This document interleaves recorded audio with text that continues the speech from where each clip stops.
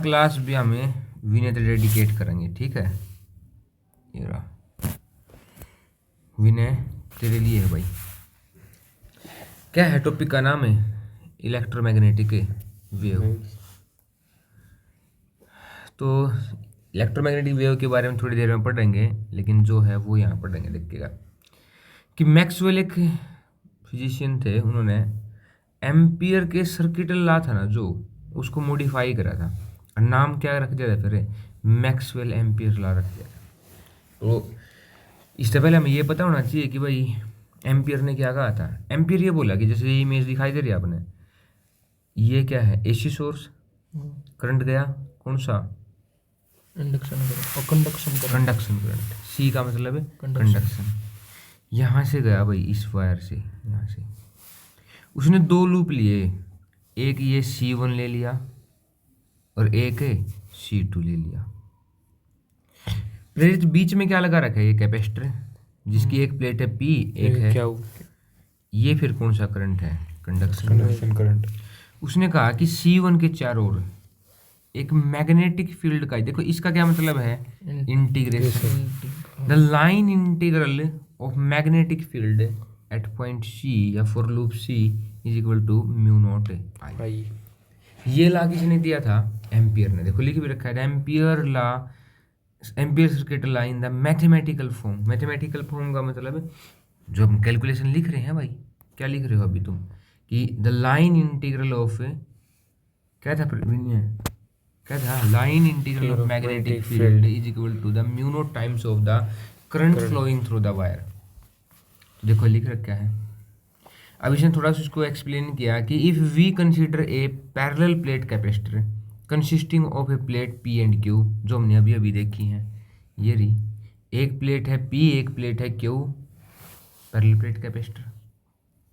ठीक है, थोड़ा छोटा कर लें, थोड़ा दिखाई भी दे जाएगा।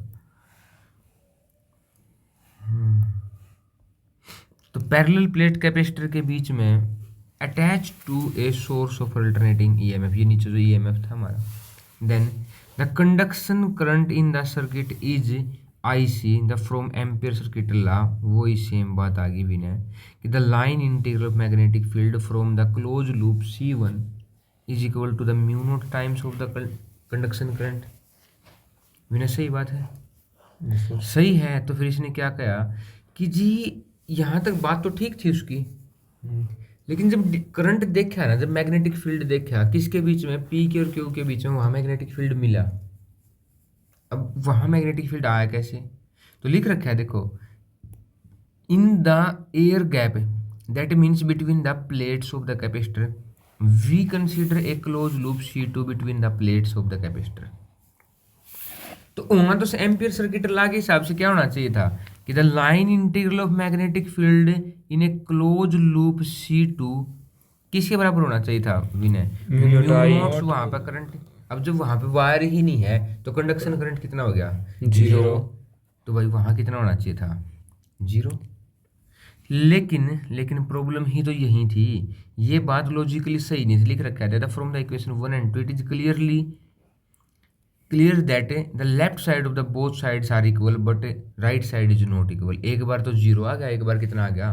म्यू नॉट IC आ गया। गड़बड़ कहाँ हुई फिर? तो ये जो बात थी जिसमें गड़बड़ हुई, तो इससे ओवरकम करने के लिए ना मैक्सवेल ने अपनी एक इक्वेशन, इस इक्वेशन को मॉडिफाई किया। उसने ये कहा कि जी जहाँ वहाँ पैरेलल प्लेट के बीच में कोई करंट फ्लो नहीं हो रहा है, कौन से वाला? कंडक्शन करंट नहीं फ्लो हो रहा है, वहाँ एक करंट पैदा हो रहा है डिस्प्लेस होके इस पैरेलल प्लेट कैपेसिटर के P से Q तक। तो क्या लिखा है इसने कि the concept of the displacement current between the plate of the capacitor which is known as the Ampere Maxwell law. अब इस लॉ को मॉडिफाई कर दिया उसने कि एम्पियर की बात भी रख दी और अपनी भी रख दी, और नाम क्या रख दिया अभी ने? Ampere Maxwell law. उसने क्या कहा इसमें कि जी लाइन इंटीग्रल किसी भी मैग्नेटिक फील्ड का वो इक्वल होगा एक तो कंडक्शन करंट की वजह से और एक डिस्प्लेसमेंट करंट की वजह से। तो अगर म्यू नॉट कॉमन ले लो तो क्या बच गया अंदर? कंडक्शन और डिस्प्लेसमेंट करंट। अब उसने क्या कहा अभी ने यहाँ तू समझ सकता है कि मैंने कहा है कि एक पैरेलल प्लेट पी थी, एक पैरेलल प्लेट क्यू थी प्रिंस। यहाँ से पॉजिटिव मान ले, इधर पॉजिटिव था तो इधर क्या था, नेगेटिव चार्ज है। एक करंट डिस्प्लेस हुआ है इधर से उधर, और जब करंट डिस्प्लेस होगा तो भाई मैग्नेटिक इलेक्ट्रिक फ्लक्स में क्या होगा, चेंज होगा। क्या होगा विनय, इलेक्ट्रिक फ्लक्स में चेंज होगा। और वो ही करंट, क्या वो ही कौन सा करंट है हमारा, displacement current. I D is equal to absolute naught, क्या epsilon naught d phi E, B नहीं है यहाँ पे, ई अपॉन डी टी। और ये किसकी वैल्यू है प्रिंस से, डिस्प्लेसमेंट करंट की। जो ऊपर वाला फॉर्मूला था ना उसमें यहाँ पे क्या कर दिया, पुट कर दिया। ये हमारी कौन सी इक्वेशन है भाई, मैक्सवेल एम्पियर सर्किट लॉ, या मैक्सवेल एम्पियर मैक्सवेल लॉ भी कह सकते हैं, मॉडिफायर के बाद। समझ में आ गई बात। उसने तो कहा था कि भाई कि वायर में कौन सा करंट फ्लो होगा, केवल कंडक्शन करंट। तब तक डिस्प्लेसमेंट करंट की बातें हो ही नहीं रही थी। ये बात करी किसने, मैक्सवेल। अगला देख लो जी।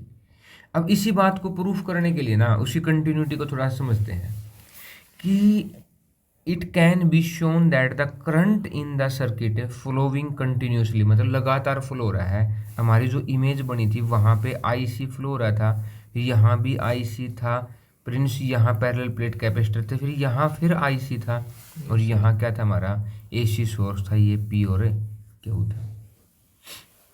तो इलेक्ट्रिक फील्ड की वैल्यू कितनी होती है प्रिंस से, surface charge density upon epsilon not. Surface charge density का मतलब ये इसका एरिया है, इसके ऊपर चार्ज क्यू हो गया तो क्यू अपॉन ए। ठीक है फ्रेंड्स। नाउ इलेक्ट्रिक फ्लक्स, क्योंकि हमें क्या निकालना था, d phi E upon d t ही तो निकालना था प्रिंस। तो फाई की वैल्यू चाहिए होगी। फाई क्या होता है, total number of line electric flux कितनी क्रॉस कर रही हैं, तो क्या होगा ई डॉट ए। कर लिया भाई। ई की वैल्यू कितनी थी, ये ऊपर पुट कर दी, ए से कैंसिल। फाई की वैल्यू कितनी आ गई प्रिंस, केवल क्यू बाई एप्सिलॉन नॉट। अब अगर तू इसमें डेरिवेटिव करेगा, आई डी निकालेगा, आई डी क्या होगा, d phi upon d t. अब d phi upon d t निकाल प्रिंस, तो क्या वैल्यू है अपनी डी फाई की, फाई की भी आई थी Q upon epsilon naught. Epsilon naught common, इसका डेरिवेटिव नहीं लेंगे, क्या आ गया बार ई, एप्सिलॉन नॉट से एप्सिलॉन नॉट कैंसिल।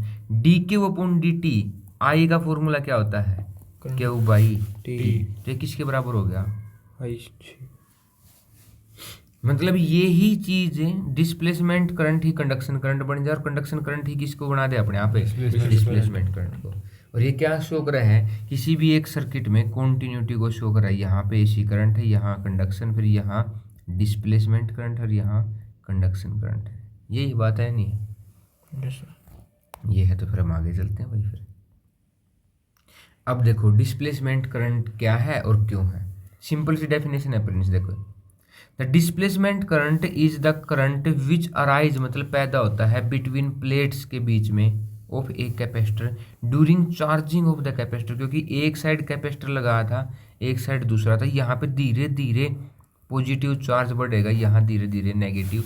इस चार्जिंग की वजह से यहाँ के, क्योंकि बीच बीच में चार्ज हो रहा था ये बार बार, चार्ज या डिस्चार्ज, मतलब जब शुरू में चार्ज होगा तब यहाँ पे करंट बनेगा, जिसको हम कौन सा करंट कहेंगे, डिस्प्लेसमेंट करंट। और काज क्या है, टाइम वेरिंग इलेक्ट्रिक फील्ड। क्योंकि कंडक्शन डिस्प्लेसमेंट करंट का फॉर्मूला क्या था, epsilon naught d phi upon d t. देखिए रहा वेरिंग इलेक्ट्रिक फील्ड, क्योंकि इलेक्ट्रिक फील्ड वेरी होगा तो मैग्नेट इलेक्ट्रिक फ्लक्स भी वेरी होगा। क्या फ्रेंड्स यहाँ तक की बात सही है? यस। तो आगे देख लो फिर। अब मैक्सवेल यहाँ नहीं रुका, मैक्सवेल ने ना अपनी कई 4 इक्वेशन दी हैं। पहली इक्वेशन तो क्या कहा है, ये गॉस थ्योरम भी है अपनी, कि जी किसी भी क्लोज सरफेस के बीच में अगर अंदर क्यू चार्ज स्टोर है तो टोटल जो इलेक्ट्रिक फ्लक्स है ना, ये ई है प्रिंस, क्या है ये, टोटल इलेक्ट्रिक फील्ड जितना भी होगा, मतलब इलेक्ट्रिक फ्लक्स हम निकालेंगे तो किसके बराबर होगा, क्यू अपॉन एप्सिलॉन। ये तो हमने गॉस थ्योरम में ही पढ़ा था। तो total surface area of electric field is equal to q upon epsilon naught. लेकिन अगर मैग्नेटिक फील्ड के अंदर देखें ऐसे, तो क्लोज शेप के अंदर कभी भी मैग्नेटिक फील्ड अगर मान लो नॉर्थ पोल साउथ पोल हमने रख भी दिया प्रिंस से, नॉर्थ और साउथ इकट्ठा ही रखा जाएगा। इतनी नंबर ऑफ लाइन बाहर जाएंगी, इतनी नंबर ऑफ लाइन अंदर जाएंगी, टोटल कितना हो जाएगा? 0। क्या समझ में आ गई बात? थर्ड इक्वेशन क्या कह रहा है कि जो ईएमएफ होगा, जो ईएमएफ प्रोड्यूस होगा मैग्नेटिक फील्ड की वजह से, तो मैग्नेटिक फ्लक्स का जो चेंज होगा ना उसके अपोजिट में ईएमएफ प्रोड्यूस होगा प्रिंस हमेशा। क्योंकि हमने देखा था कि चेंज इन मैग्नेटिक फील्ड भी क्या पैदा कर देता है? Electric current. भाई मोटर काम किस पे कर रही है? इसी पे तो कर रही है। चेंज इन मैग्नेटिक फ्लक्स किसको पैदा करता है? करंट को। और करंट किसको पैदा करता है? Magnetic field. तो यही था, तो यही लिख रखा है the line integral of electric field is equal to d phi by d t, मतलब चेंज इन मैग्नेटिक फ्लक्स। क्या समझ में आ गई? और फोर्थ हमारी ये है ही कौन सी? एम्पियर मैक्सवेल लॉ वाली, कि the line integral of magnetic field is equal to the mu naught time कौन सा? कंडक्शन करंट, और कौन सा? डिस्प्लेसमेंट।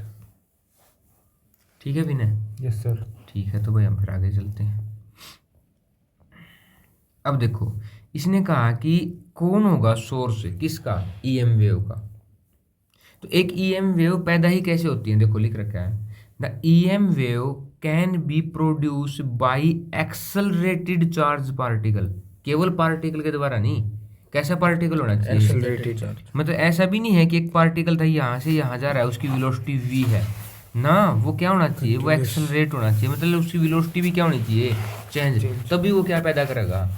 इलेक्ट्रोमैग्नेटिक वेव पैदा करेगा, क्योंकि चार्ज तो पहले भी चल रहा था, चार्ज तो पहले भी चल रहा था, लेकिन एक्सेलरेटेड चार्ज पार्टिकल ही पैदा कर सकता है। And these charge particle produce an oscillation electric field. Oscillation का मतलब ये वैल्यू ऐसी नहीं होती है, ऐसी मतलब चेंज होंगी वो वैल्यू। क्या होंगी प्रिंस से?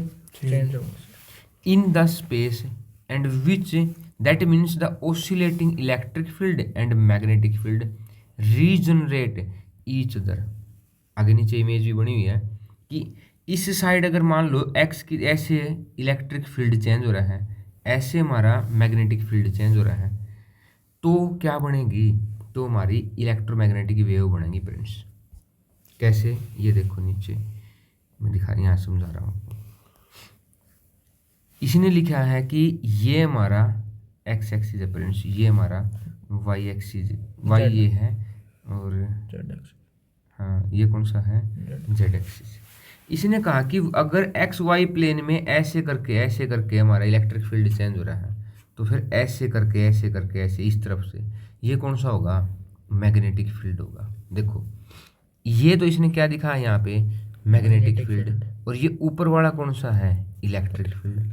क्या हो रहे हैं प्रिंस से? ओसिलेट हो रहे हैं दोनों के दोनों। ओसिलेट का मतलब एक बार ऊपर जा रहे हैं, एक बार नीचे, मतलब एक बार उनकी वैल्यू चेंज हो रही है ऊपर से नीचे की तरफ। और ये कैसे चेंज हो रहा है? ये इधर थोड़ी सी इमेज बन नहीं रही है क्लियर, क्योंकि 2D में हम 3D दिखाना आसान नहीं होता। तो ये चीज़ें, और इस साइड एक्स की तरफ क्या होगी प्रिंस? एस की तरफ वेव चलेगी, वेव प्रोपेगेट करेगी, मतलब वो आगे चलेगी। अब मैंने आज ही इनको एक चीज़ सिखाई थी। क्या सिखाया था? Cross product. क्या सिखाया था Prince? Cross product. Cross product सिखाया था भाई। क्रॉस प्रोडक्ट क्या लाता कि अगर तुम ए वेक्टर का बी वेक्टर से क्रॉस प्रोडक्ट करते हो, तो जो रिजल्टेंट निकल के आएगा वो कहाँ आएगा? उन दोनों के परपेंडिकुलर। तो इसी ईएम वेव में ये बात कही गई है कि ये मैग्नेटिक फील्ड और इलेक्ट्रिक फील्ड का क्या है? Cross product. ये रहा इधर मैग्नेटिक फील्ड, उधर रहा इलेक्ट्रिक फील्ड, दोनों का क्रॉस प्रोडक्ट किया तो इन दोनों का जो रिजल्टेंट निकल के आया, उस साइड कौन जा रही है प्रिंस से? वेव प्रोपेगेट कर रही है। इसी को तो क्रॉस प्रोडक्ट का रिजल्टेंट कहते हैं। तो क्या समझ में आ गई भाई बात? आगे तो फिर हम आगे चलते हैं।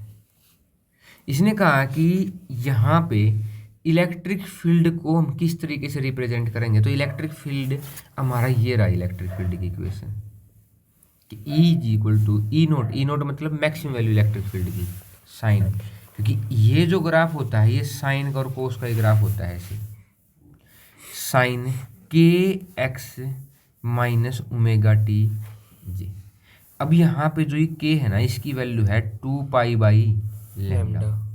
यहाँ से क्या कॉमन ले लिया उसने? 2 पाई कॉमन ले लिया। तो ये इक्वेशन रिप्रेजेंट की गई है। क्या रिप्रेजेंट की गई है? और जेड की जे की तरफ क्यों है? क्योंकि हमने देखा था ना कि अगर मैं इसको एक्स ले रहा था तो वाई मतलब जे की तरफ ही तो है इलेक्ट्रिक फील्ड, और के की तरफ कौन था, मैग्नेटिक फील्ड, और एक्स की तरफ कौन था, वेव प्रोपेगेट कर रही थी। क्या प्रिंस सही बात है या नहीं है? Yes sir. तो यहाँ देखो दोबारा ध्यान से कि इसने ई को डिनोट किया है, ई नोट मतलब इसकी मैक्सिमम वैल्यू, साइन, क्योंकि वेव को दिखाने के लिए ना, वेव को दिखाने का यही तरीका होता है कि अगर मैं जब किस में था हमारी इलेक्ट्रिक फील्ड नहीं, आई की वैल्यू भी थी, तो I is equal to sine naught sine omega t या प्लस फाइव, हमारा एक आया था एक टॉपिक एलसीआर सर्किट में भी वहाँ दिखाया गया था। ये आई नोट हमारी मैक्सिमम वैल्यू, तो साइन के ऊपर क्या कर रही थी, डिपेंड कर रही थी वो चीज़। तो ई को दिखाया है जो इलेक्ट्रिक फील्ड है वो वेरी करेगा किसके अकॉर्डिंग, साइन के अकॉर्डिंग। ई नोट इसकी मैक्सिमम वैल्यू, के क्या है विनय, 2 पाई लैम्डा, किसकी तरफ, जे की तरफ, जे मतलब वाई एक्सिस की तरफ, क्योंकि जो हमारा इलेक्ट्रिक फील्ड है वो वाई एक्सिस की तरफ ही चेंज होगा। ये एक्स की तरफ और जेड की तरफ दोनों में क्या हो जाएगा, जीरो।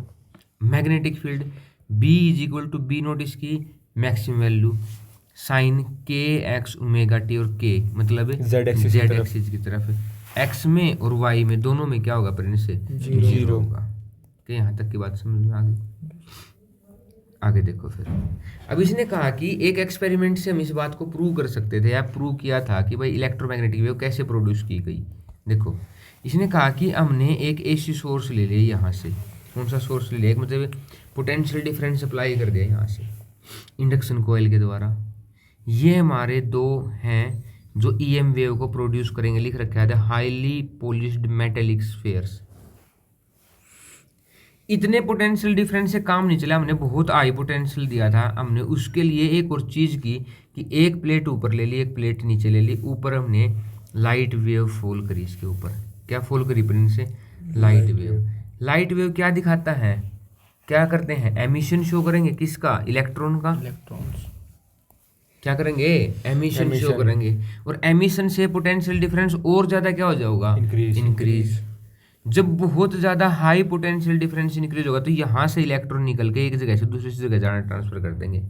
और कैसे, जैसे ही वो एक स्फीयर से दूसरी स्फीयर के लिए निकलेंगे तो वो एक्सेलरेट होंगे, क्या होंगे वो, एक्सेलरेट। और एक्सेलरेट चार्ज पार्टिकल यहाँ से क्या पैदा करेगा, ईएम वेव्स। इधर क्या लगा रखा है, डिटेक्टर, क्या लगा रखा है इधर, डिटेक्टर। और ये 6 मीटर के अप्रोक्स की वेवलेंथ की वेव प्रोड्यूस की थी उस टाइम पे। क्या चाहिए था प्रिंस, यहाँ पे बहुत ज़्यादा हाई पोटेंशियल, ऊपर से इन प्लेट के ऊपर क्या फॉल किया, सुटेबल फ्रीक्वेंसी की लाइट फॉल करी, जिसने एमिशन शो करा, मतलब पोटेंशियल डिफरेंस को और ज़्यादा इंक्रीज कर दिया, और जिससे क्या हुई, हमारी ईएम वेव प्रोड्यूस हुई। किसके द्वारा, एक्सेलरेटेड चार्ज पार्टिकल के द्वारा। ये हर्ट्ज ने अपने एक्सपेरिमेंट में क्या कर दिया था, शो कर दिया था। हम 1 बाय 1 करके ईएम वेव की ना प्रॉपर्टीज समझेंगे। यहाँ समझो पहली बात कि in EM wave both electric field and magnetic field mutually perpendicular, कैसा ही था या नहीं था। मान के चलो कि ये हमारी एक्स डायरेक्शन थी, ये वाई थी, ये कौन सी थी, जेड। इसमें तो कौन था प्रिंस, वाई एक्सिस में, वाई एक्सिस में कौन, इलेक्ट्रिक फील्ड। जेड एक्सिस में ऐसे करके ये कौन था, मैग्नेटिक फील्ड। दोनों एक्स एक्सिस और वाई एक्सिस दोनों एक दूसरे के ऊपर क्या होते हैं, तो यही लिखा हुआ है कि इलेक्ट्रोमैग्नेटिक वेव में both electric field and magnetic field mutually perpendicular होते हैं एक दूसरे के ऊपर, and to the direction of the propagation, क्योंकि प्रोपेगेशन की डायरेक्शन क्या थी हमारी, एक्स एक्सिस थी। और 3 डायमेंशन में ये तीनों की तीनों ही चीज़ें हमारी क्या होती हैं, एक दूसरे के ऊपर परपेंडिकुलर होती हैं। और एक लाइन और लिखी हुई है कि जो ईएम वेव है वो कौन सी वेव होगी, ट्रांसवर्स। क्योंकि ट्रांसवर्स वेव क्या होती है, अगर वेव इस तरफ जा रही है और पार्टिकल का जो जिस वजह से वो काज है, उनका काज कौन है, ईएम वेव का काज है मैग्नेटिक फील्ड और इलेक्ट्रिक फील्ड का चेंज होना। और वो दोनों क्या है, एक वाई एक्सिस में है, एक जेड, दोनों क्या है, एक दूसरे के परपेंडिकुलर। और ट्रांसवर्स वेव वही होती हैं जिसमें वो पार्टी जो वेव जिस तरफ जा रही है उसके परपेंडिकुलरली कौन वाइब्रेट करें, पार्टिकल वाइब्रेट करें, मतलब काज वाइब्रेट करें। तो क्या यहाँ तक की बात समझ में आ गई प्रिंस? Yes sir. तो अगली प्रॉपर्टी देखते हैं, they do not require any medium. बिल्कुल सही बात है भाई, हमारी जो लाइट है हमारी विजिबल लाइट है, तो सन से लेके कहाँ तक आ रही है, अर्थ तक आ रही है। क्या बीच में मीडियम है? नहीं। फिर भी ट्रैवल कर लेती है। तो इनको किसकी जरूरत नहीं है, मीडियम की। किसके लिए, प्रोपेगेशन के लिए, मतलब आगे बढ़ने के लिए। अगला देखो जी, क्या कह रहे हैं कि जब वैक्यूम की बात करते हैं हम, वैक्यूम की, तो they travel with the speed of light. किसकी स्पीड से ट्रैवल करती है, लाइट। और their speed is given by, क्या है उनका formula, c is equal to 1/√μ0 epsilon. मतलब कि मैं कह सकता हूँ यहाँ पे, अगर मैं वैल्यू पुट करूँ ना प्रिंस इनकी, क्या पुट करूँ भाई, वैल्यू पुट करूँ। वैल्यू तो पता ही है हमें इनकी कितनी कितनी होती है। यहाँ देखो μ0 और एप्सिलॉन नोट, ये मैंने 4 पाई से मल्टीप्लाई कर दिया। इसकी वैल्यू तो पता है प्रिंस मुझे, कितनी है, 1/, देखो वहाँ था एक बार किसकी, 1/4 पाई एप्सिलॉन नोट की वैल्यू थी कितनी, 9 × 10⁹ यही यहाँ पे पुट कर दी इसने। दोनों की वैल्यू पुट करने से हमारा जो आंसर आया वो कितना आया प्रिंस से, ये आया 1/9 × 10⁻16। ये किसकी है, ये μ0 एप्सिलॉन नोट की मल्टीप्लाई की है। यहाँ पुट कर सकता हूँ मैं, पुट करूँगा तो c की वैल्यू निकालने के लिए दोनों का क्या करना पड़ेगा, रूट करना पड़ेगा ना, कि रूट ही तो है c की वैल्यू। तो रूट करा तो 9 का रूट कितना आया प्रिंस से, 3, और इसका पावर का हाफ किया तो कितना आया, 8। तो कितनी है, 3 × 10⁸ मीटर/सेकंड। किसकी स्पीड है प्रिंस, ये लाइट की स्पीड है। किसमें, वैक्यूम। क्या समझ में आ गई भाई, समझ में आ गई। तो फिर इसका अगला टॉपिक देखते हैं। इसने ये कहा कि ये तो लाइट की स्पीड वैक्यूम में थी, हम किस में भी ले सकते हैं, मीडियम में। यही फॉर्मूला था प्रिंस हमारा। म्यू आर किसके बराबर होगा, μ/μ0। मतलब μ0 इधर डिवाइड में है, उधर जाके मल्टीप्लाई में। तो यहाँ देखो म्यू की और एप्सिलॉन की जो वैल्यू चाहिए है, तो म्यू की वैल्यू कितनी आ गई, μr × μ0। एप्सिलॉन की कितनी आ गई, epsilon r × epsilon note. Value put कर देंगे जिस भी मीडियम में चाहिए होगी, जिस जहाँ भी चाहिए होगी हमें। अगला कि जो एम्पलीट्यूड होगा ना इलेक्ट्रिक फील्ड का एंड मैग्नेटिक फील्ड का, आर रिलेट कर रहा है वो एक दूसरे से। मतलब कि जब एक वेव ऐसे जाएगी तो ये इलेक्ट्रिक फील्ड का एम्पलीट्यूड है, मतलब मैक्सिमम वैल्यू E0, और इधर कौन आएगा प्रिंस से, मैग्नेटिक फील्ड B0।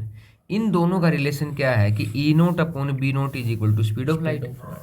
अगर मुझे E0 निकालना है तो वो क्या हो जाएगा, c × B0, और B0 निकालना है तो वो क्या हो जाएगा, E0/c। मतलब एक ही फॉर्मूले से हम क्या है, 3 बातें निकाल सकते हैं यहाँ से। अगला देखो क्या लिखा है प्रिंस से, द इलेक्ट्रोमैग्नेटिक वेव बीइंग अनचार्ज। कैसी होती है वो, अनचार्ज, कोई चार्ज होता ही नहीं उनके ऊपर। तो इसी वजह से ना तो उनको इलेक्ट्रिक फील्ड डिफ्लेक्ट करता है, ना ही मैग्नेटिक फील्ड डिफ्लेक्ट करता है। कैसे ही है प्रेरित, ठीक है। ईएम वेव एक्सर्ट प्रेशर क्यों, क्योंकि फोर्स लगेगा, क्योंकि इनके पास क्या है, मोमेंटम है, वेलोसिटी है। तो मोमेंटम का फॉर्मूला कितना है, v/c। तो ये क्या करेंगे, रेडिएशन प्रेशर एक्सर्ट करेंगे किसके ऊपर, सरफेस के ऊपर। तो सरफेस के ऊपर क्या लगाएंगे, फोर्स अपॉन एरिया। तो मोमेंटम अपॉन टाइम अपॉन क्या लगा देंगे, इसका फॉर्मूला एरिया।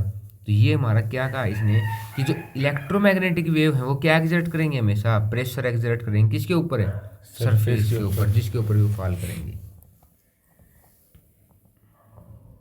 अगला क्या है प्रिंस, कि जो भी हमारी इलेक्ट्रोमैग्नेटिक वेव होगी उनकी एनर्जी डेंसिटी होगी, एक उनके पास पोटेंशियल एनर्जी होगी, एक उनके पास इलेक्ट्रिक फील्ड की वजह से होगी, एक मैग्नेटिक फील्ड की वजह से होगी। तो इलेक्ट्रिक फील्ड वाली एनर्जी कितनी है, हाफ एप्सिलॉन E², और मैग्नेटिक फील्ड वाली कितनी है, B²/2μ0। दोनों का टोटल ही इसकी क्या कहलाओगा, एनर्जी डेंसिटी कहलाओगा। सही बात है, दोनों का एडिशन ही क्या कहलाएगा, इसकी एनर्जी डेंसिटी कहलाएगा यहाँ से। अगला देख लो जी। अब इसने कहा कि ये बात प्रूव करो कि ये जो वेव है ना ये ट्रांसवर्स नेचर है, इलेक्ट्रोमैग्नेटिक वेव। क्या प्रूव करना है कि इलेक्ट्रोमैग्नेटिक वेव क्या है, ट्रांसवर्स नेचर। तो इसने क्या कहा कि अगर वेव एक्स एक्सिस की तरफ जा रही है तो हमें एक क्यूब मेजर कर लेते हैं जो क्या है, OA BCO ये पूरी की पूरी एक क्यूब बना ली इन्होंने यहाँ पे। क्या बना ली प्रिंस है? क्यूब। और इसने कहा कि अगर मुझे ट्रांसवर्स नेचर इसका प्रूव करना है तो हमें ये बात प्रूव करनी होगी, ध्यान से समझना, कि इलेक्ट्रिक फील्ड का और मैग्नेटिक फील्ड का कोई भी कंपोनेंट एक्स एक्सिस की तरफ नहीं है। ध्यान से समझो इस बात को। अभी तक हम इलेक्ट्रोमैग्नेटिक वेव में क्या समझे हैं कि इलेक्ट्रिक फील्ड ऊपर और नीचे, मैग्नेटिक फील्ड यहाँ दाएं और बाएं वाइब्रेट कर रहे हैं, प्रोपेगेशन की डायरेक्शन में नहीं वाइब्रेट कर रहे हैं, मतलब उनका कोई भी कंपोनेंट प्रोपेगेशन की डायरेक्शन में नहीं है। विनय, ट्रांसवर्स वेव कौन सी वेव बताई थी कि जिसमें अगर वेव इस डायरेक्शन में चले तो केवल जो चेंज है ना वो उनके परपेंडिकुलर होगा हमेशा। बस क्या ये बात प्रिंस सही है? Yes sir. सही है। तो इसने ये लिखा है कि गॉस-लॉ में क्या कहता है? गॉस-लॉ में कहता है कि भाई टोटल चार्ज जितना इसके अंदर होगा, अगर मैं उसका सरफेस एरिया का इलेक्ट्रिक फील्ड निकाल लेता हूँ तो वो किसके बराबर होगा? Q upon epsilon naught. लेकिन क्या इस बॉक्स के अंदर कोई चार्ज था प्रिंस? नहीं था। तो जो टोटल इलेक्ट्रिक फ्लक्स जो हमने निकाला है, इलेक्ट्रिक फील्ड की वैल्यू लाइंस कितनी है, वो कितनी निकल के आएंगी? 0। तो हम क्या सभी सरफेस का निकाल सकते हैं? ये तो टोटल का निकालना है ना। टोटल कितने फेस हैं क्यूब के पास? 6। टोटल कितने फेस हैं? 6। तो 6 के 6 फेस हमने लिख लिए। तो प्रिंस यहाँ पे एक बात समझते हैं फिर हम, कि जैसे ही वेव प्रोपेगेट करेगी एक्स एक्सिस की तरफ, तो जो पेयर हैं उसके वाई के और जेड की तरफ, वो एक दूसरे को कैंसिल आउट कर देंगे। क्योंकि अगर एक पेयर ऊपर जा रहा है इलेक्ट्रिक फील्ड का, एक पेयर नीचे भी तो आ रहा है, तो वो तो दोनों के दोनों क्या करेंगे? दूसरे को कैंसिल आउट। केवल 2 बचेंगे। एक स्टार्टिंग फेज वाला जो हमारा इस साइड वाला था ओ ए बी सी, और एक क्या था फ्रेंड्स ऊपर वाला जी डी ई एफ। एक इस तरफ है, एक इस तरफ। देख दोबारा एक बार, कौन से सरफेस है? एक सरफेस तो ये है, ये रहा ओ ए बी सी, और एक जी डी ई एफ। इस साइड का जो इलेक्ट्रिक फील्ड का कंपोनेंट है वो इसने ई एक्स डैश से दिखाया है। इस साइड वाला किससे दिखाया है? ई एक्स से दिखाया। इस साइड भी एक डायरेक्शन है जिसकी वैल्यू कितनी है? एन, जो कि सरफेस के परपेंडिकुलर होता है। और इस साइड भी कितनी है? एन, जो भी सरफेस के परपेंडिकुलर होता है। यहाँ एंगल कितना है प्रिंस से? 0 डिग्री। यहाँ कितना है? 180 डिग्री। यही बात देखो अब दोबारा यूज होगी। तो यहाँ एक बार तो उसने कितना ले लिया प्रिंस से? 180 डिग्री एंगल। और एक बार कितना ले लिया? 0 डिग्री। कोस 0 की वैल्यू कितनी होती है? 0। और 180 वाले की कितनी होती है? माइनस। तो देखो ये कोस 0 वाला तो प्लस का आ गया, और 180 वाला किसका आ गया? माइनस का। अगर मैं दोनों में सरफेस एरिया दोनों का सेम है, क्योंकि क्यूब के दोनों फ्रंट क्या होते हैं? सेम। एस कॉमन ले लिया, अंदर क्या बचा? ई एक्स डैश है माइनस है ई एक्स। तो ई एक्स डैश माइनस ई एक्स बराबर 0। तो इससे क्या निकल के आया हमारा कि ई एक्स डैश बराबर हो जाएगा ई एक्स के। क्या निकल के आए यहाँ से कि ई एक्स डैश किसके बराबर हो गया? ई एक्स के। लेकिन यहाँ एक बात ध्यान दो, as the static electric field can not produce propagation, कि इलेक्ट्रिक फील्ड का स्टैटिक पोर्शन क्या प्रोड्यूस नहीं कर सकता? Electromagnetic wave. मतलब यहाँ इलेक्ट्रिक फील्ड चेंज ही नहीं हो रहा है। किसकी तरफ है? एक्स एक्सिस की तरफ। और इसी तरीके से किसको प्रूव कर सकते हैं हम? मैग्नेटिक कंपोनेंट को। और मैग्नेटिक कंपोनेंट भी देखें, अगर बी डैश मतलब एक पॉइंट था पहले वाला जहाँ पे हमने ई एक्स लिया, दूसरे वाला क्या लिया प्रिंट से? ई एक्स डैश, और दोनों क्या निकल के आए हमारे? बराबर। मतलब वो चेंज नहीं हो रहे, तभी तो बराबर है। ऐसे ही हमारा कौन नहीं चेंज हो रहा? मैग्नेटिक फील्ड, वो भी क्या निकल के आए प्रिंट से? बराबर। तो हम कह सकते हैं कि जिस साइड में वेव प्रोपेगेट हो रही है उस साइड में कौन नहीं चेंज हो रहा है? ना इलेक्ट्रिक फील्ड चेंज हो रहा है, ना मैग्नेटिक फील्ड चेंज हो रहा है। दोनों क्या हो रहे हैं? उसके परपेंडिकुलर हो रहे हैं। तो इससे हम प्रूव कर सकते हैं कि ये वेव कैसी है? ट्रांसवर्स वेव है। तो विनय बता, ट्रांसवर्स वेव कौन सी होती है? जब वेव के प्रोपेगेशन के परपेंडिकुलर क्या वाइब्रेट हो? काज जो पैदा कर रहा है वेव को, अगर वो वाइब्रेट हो, उसका कंपोनेंट एक भी उसकी डायरेक्शन में ना हो, तो उस वेव को कौन सी वेव कहते हैं? ट्रांसवर्स वेव कहते हैं। और अभी अभी हमने यही प्रूव किया है। क्या प्रूव किया? कि हमने ये जो कंपोनेंट थे दोनों, कोई भी चेंज नहीं, सेम टू सेम कंपोनेंट निकल के आए। मतलब अलोंग द एक्स एक्सिस कोई चेंज नहीं था, ना इलेक्ट्रिक फील्ड में ना मैग्नेटिक फील्ड में। इसी वजह से हम इसको कौन सी वेव कह सकते हैं?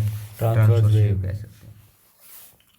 अब देखो, अब हमारे वेव के ना बहुत सारे पार्ट हैं इसके।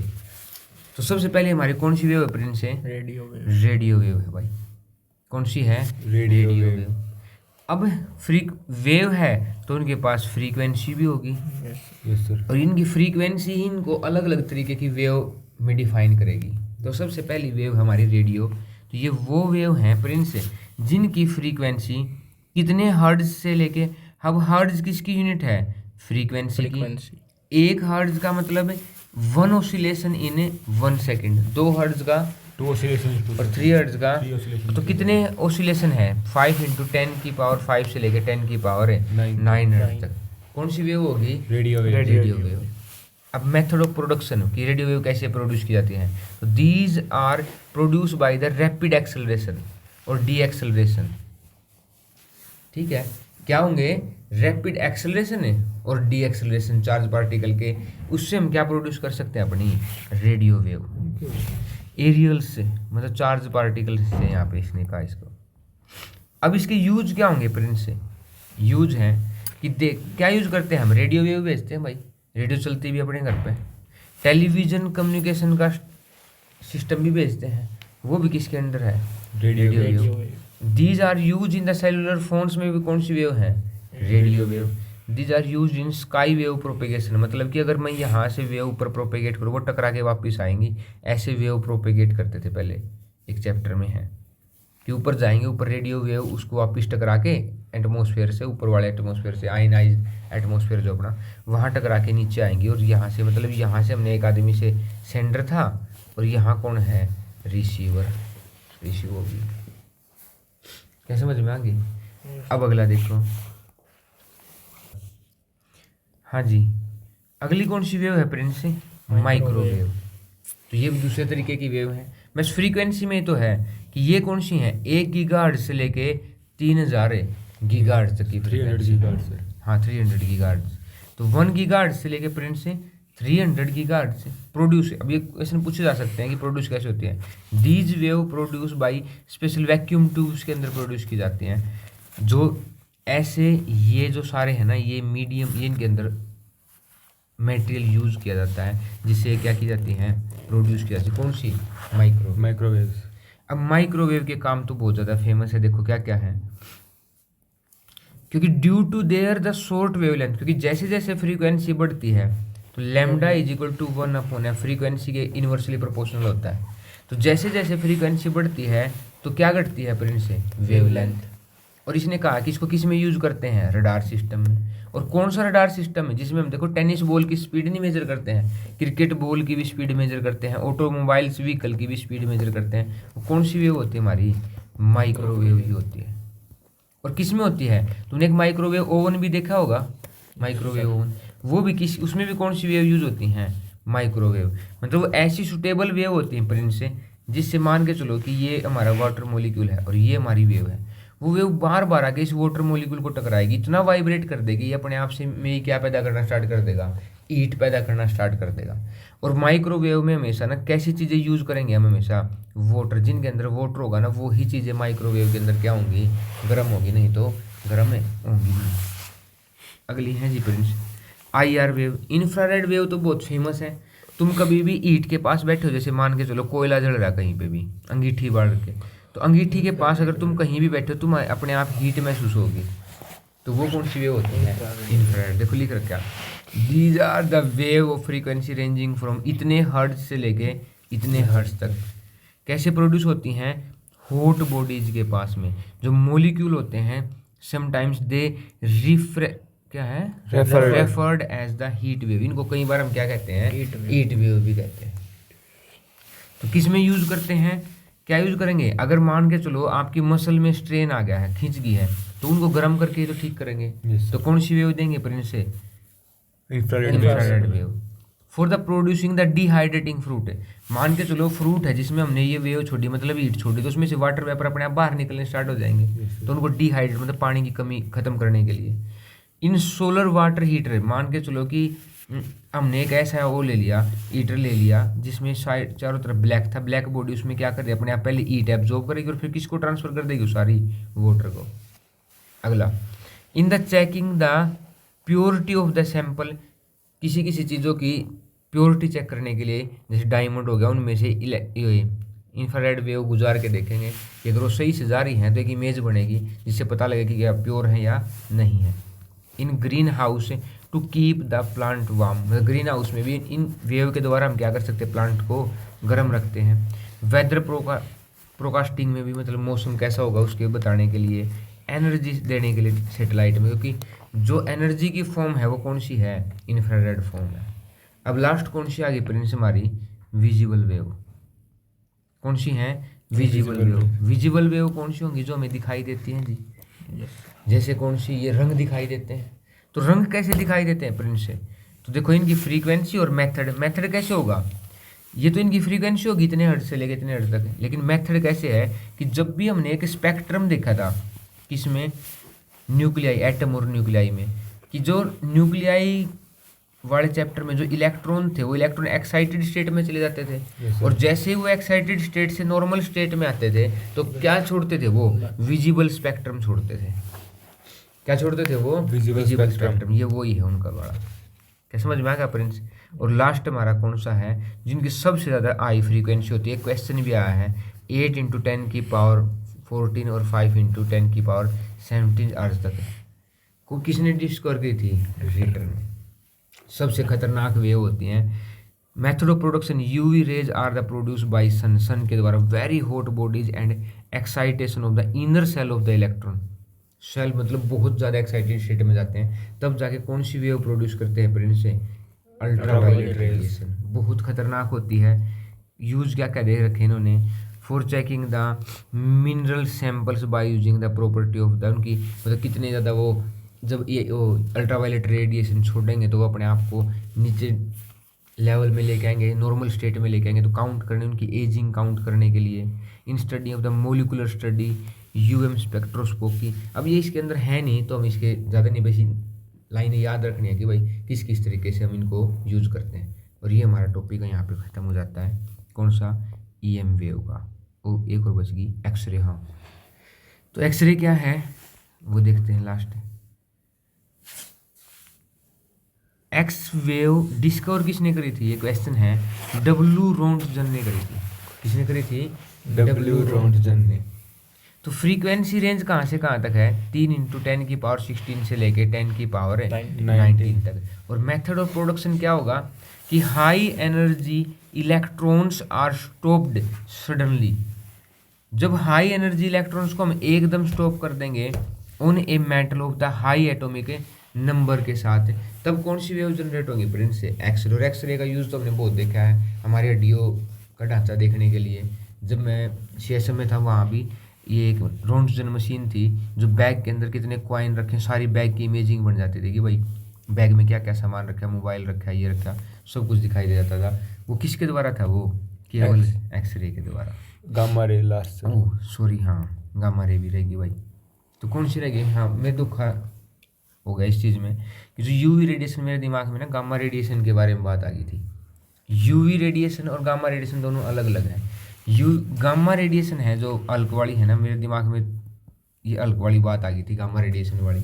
तो सबसे ज़्यादा हाई फ्रीक्वेंसी किसकी है, गामा रेडिएशन की है, कि 10⁻19 से लेके 10⁻22 हर्ट्ज तक की है।